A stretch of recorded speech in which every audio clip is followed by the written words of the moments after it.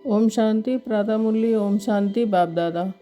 12/2/2025 के परमात्मा मधुर मावक।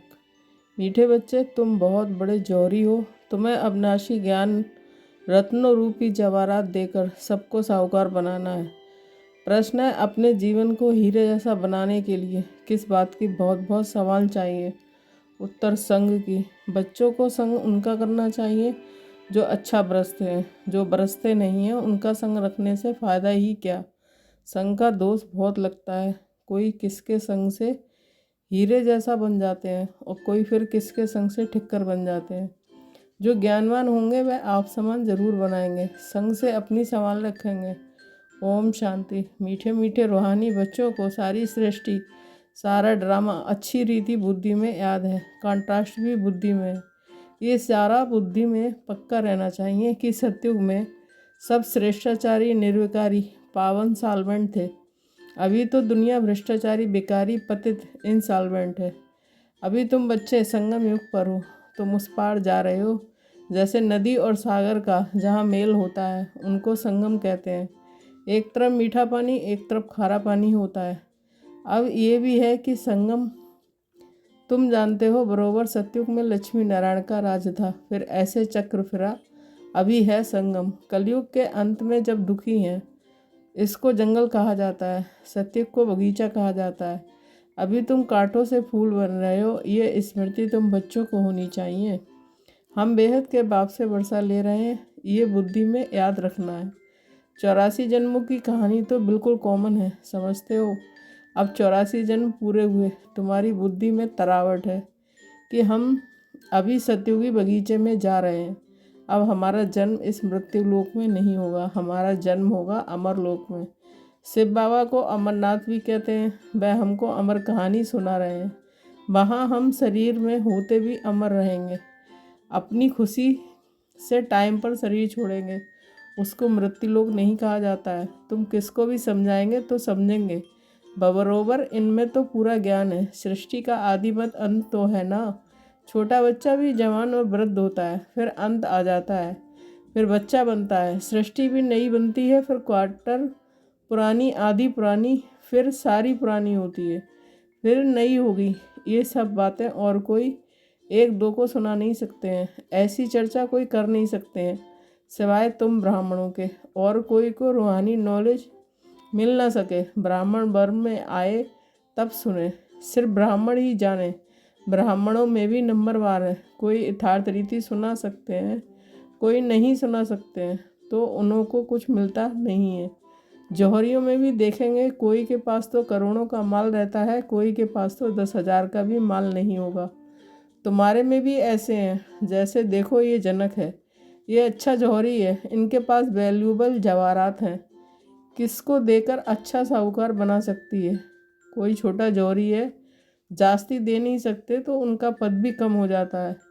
तुम सब जौहरी हो, ये अविनाशी ज्ञान रत्नों के जवाहरात हैं। जिसके पास अच्छे रत्न होंगे वह साहूकार बनेंगे, औरों को भी बनाएंगे। ऐसा तो नहीं कि सब अच्छे जौहरी होंगे। अच्छे अच्छे जौहरी बड़े बड़े सेंटर्स पर भेज देते हैं, बड़े आदमियों को अच्छी जवाहरात दी जाती है, बड़े बड़े दुकानों पर एक्सपर्ट्स रहते हैं। बाबा को भी कहा जाता है सौदागर, रत्नागर। रत्नों का सौदा करते हैं, फिर जादूगर भी है, क्योंकि उनके पास ही दिव्य दृष्टि की चाबी है। कोई नौदा भक्ति करते हैं तो उनको साक्षात्कार हो जाता है। यहाँ वह बात नहीं है, यहाँ तो अनायास घर बैठे ही बहुतों को साक्षात्कार होता है। दिन प्रतिदिन सहज होता जाएगा। कईयों को ब्रह्मा का और श्री कृष्ण का भी साक्षात्कार होता है। उनको कहते हैं ब्रह्मा के पास जाओ, जाकर उनके पास प्रिंस बनने की पढ़ाई पढ़ो। ये पवित्र प्रिंस चले जाते हैं ना। प्रिंस को पवित्र भी कह सकते हैं, पवित्रता से जन्म होता है ना। पतित को भ्रष्टाचारी कहेंगे, पतित से पावन बनना है, ये बुद्धि में रहना चाहिए। जो किसको समझा भी सको। मनुष्य समझते हैं कि ये तो बड़े सेंसिबल हैं। बोलो, हमारे पास कोई शास्त्रों आदि की नॉलेज नहीं है, ये है रूहानी नॉलेज जो रूहानी बाप समझाते हैं। ये है त्रिमूर्ति ब्रह्मा विष्णु शंकर। ये भी रचना है, रचता एक बाप है, वह होते हैं हद के क्रिएटर। ये हैं बेहद का बाप। बेहद का क्रिएटर। बाप बैठकर पढ़ाते हैं, मेहनत करनी होती है। बाप गुलगुल फूल बनाते हैं, तुम हो ईश्वरीय कुल के, तुमको बाप पवित्र बनाते हैं। फिर अगर आप पवित्र बनते तो कुल कलंकित बनते हैं। बाप तो जानते हैं ना कि फिर धर्मराज द्वारा बहुत सज़ा दिलाएंगे। बाप के साथ धर्मराज भी है, धर्मराज की ड्यूटी भी अभी पूरी होती है। सतयुग में तो होगी ही नहीं, फिर शुरू होती है द्वापर से। बाप बैठ कर्म अकर्म विक्रम की गति समझाते हैं। कहते हैं ना कि इसने आगे जन्म में ऐसे कर्म किए हैं जिसकी ये भोगना है। सतयुग में ऐसे नहीं कहेंगे, बुरे कर्मों का वहाँ नाम नहीं होता है। यहाँ तो अच्छे बुरे अच्छे दोनों हैं, सुख दुख दोनों हैं, परंतु सुख बहुत थोड़ा है। वहाँ फिर दुख का नाम नहीं है। सतयुग में दुख कहाँ से आया? तुम बाप से नई दुनिया का बरसा लेते हो। बाप है ही दुख हरता सुख करता। दुख कब से शुरू होता है ये भी तुम जानते हो। शास्त्रों में तो कल्प की आयु ही लंबी चौड़ी लिख दी है। अभी तुम जानते हो आधा कल्प के लिए हमारे दुख हर जाएंगे और हम सुख पाएंगे। ये सृष्टि का चक्र कैसे फिरता है इस पर समझाना बड़ा सहज है। ये सब बातें तुम्हारे सिवाय और कोई की बुद्धि में हो न सके। लाखों वर्ष कह देने से सब बातें बुद्धि से निकल जाती है। अभी तुम जानते हो कि ये चक्र 5000 वर्ष का है, कल की बात है, जबकि इन सूर्यवंशी चंद्रवंशियों का राज्य था। कहते भी हैं कि ब्राह्मणों का दिन ऐसे नहीं, शिव बाबा का दिन कहेंगे। ब्राह्मणों का दिन फिर ब्राह्मणों की रात। ब्राह्मण फिर भक्ति मार्ग में भी चले जाते हैं। अभी है संगम, न दिन है न रात है।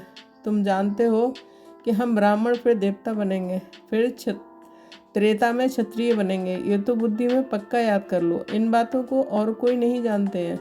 वह तो कहेंगे शास्त्रों में इतनी आयु लिखी है, तुमने फिर ये हिसाब कहाँ से लाया है?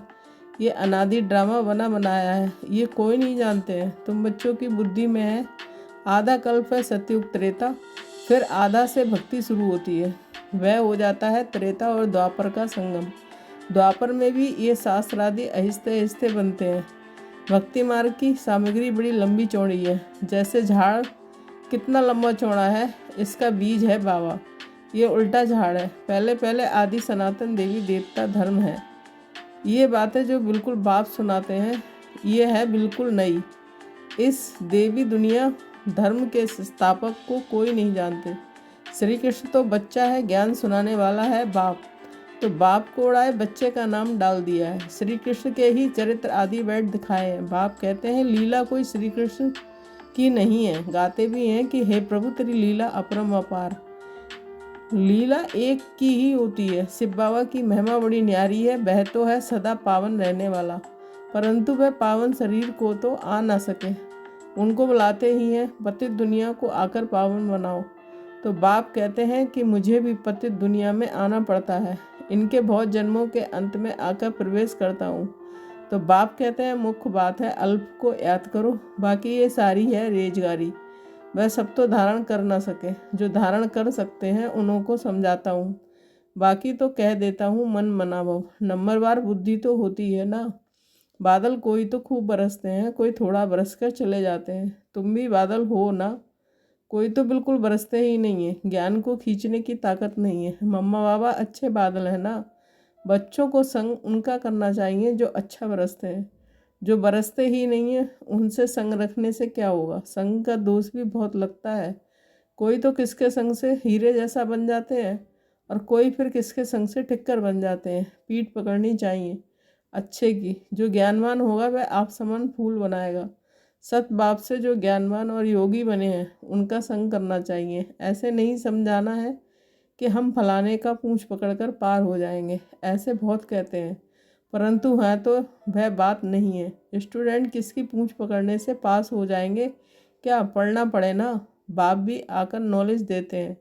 इस समय वह जानते हैं कि हमको ज्ञान देना है। भक्ति मार्ग में उनकी बुद्धि में ये बातें नहीं रहती हैं कि हमको जाकर ज्ञान देना है। ये सब ड्रामा में नूद है। बाबा कुछ करते नहीं है। ड्रामा में दिव्य दृष्टि मिलन का पार्ट है तो साक्षात्कार हो जाता है। बाप कहते हैं ऐसे नहीं कि मैं बैठकर साक्षात्कार कराता हूँ। ये ड्रामा में नूद है। अगर कोई देवी का साक्षात्कार करना चाहते हैं, देवी तो नहीं कराएगी ना। कहते हैं कि हे भगवान हमको साक्षात्कार कराओ। बाप कहते हैं कि ड्रामा में नूद होगी तो हो जाएगा। मैं भी ड्रामा में बांधा हुआ हूँ। बाबा कहते हैं मैं इस सृष्टि में आया हुआ हूँ, इनके मुख से मैं बोल रहा हूँ, इनकी आंखों से तुमको देख रहा हूँ। अगर ये शरीर ना हो तो देख कैसे सकूँगा। पतित दुनिया में ही मुझे आना पड़ता है, स्वर्ग में तो मुझे बुलाते ही नहीं है, मुझे बुलाते ही संगम पर है। जब संगम युग पर आकर शरीर लेता हूँ तभी देखता हूँ, निराकार रूप में तो कुछ देख नहीं सकता हूँ। आर्गन से बगैर आत्मा कुछ भी कर ना सके। बाबा कहते हैं मैं देख कैसे सकता हूँ, चुरपुर कैसे कर सकता हूँ बगैर शरीर के। ये तो अंधश्रद्धा है जो कहते हैं ईश्वर सब कुछ देखता है। सब कुछ वह करते हैं, देखेगा फिर कैसे? जब आर्गन्स मिले तब देखे ना। बाप कहते हैं अच्छा व बुरा काम ड्रामा अनुसार हर एक करते हैं। नूद है, मैं थोड़े इतने करोड़ों मनुष्यों का बैठ हिसाब रखूँगा।